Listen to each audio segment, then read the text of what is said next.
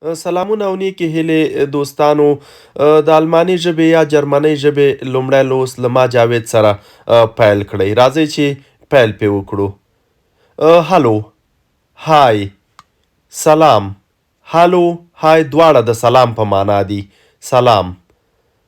ګوټن مارګن، ګوټن مارګن.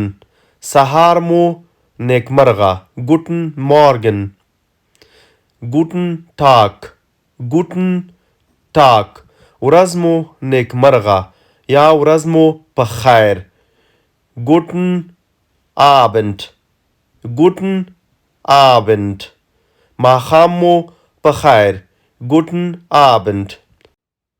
ګوټه نخت، ګوټه نخت په معنا شپه مو په خیر یا ښه شپه ولرئ.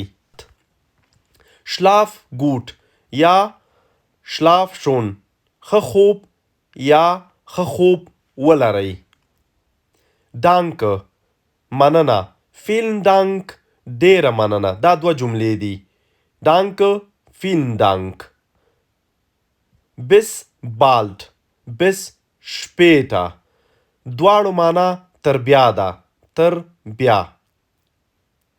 auf Wiedersehen یا چوس، د بیا لیدو په هیله یا د الله په امان. بیټه هیله کوم. وی بیټه. تاسو څه ویل؟ بیټه، وی بیټه. بیټه، وی بیټه. نو دوستانو هیله کوم چې دا لومړی ویډیو مو خوښه سوي. تر بیا مو په الله تعالی سپارم. د خدای په امان.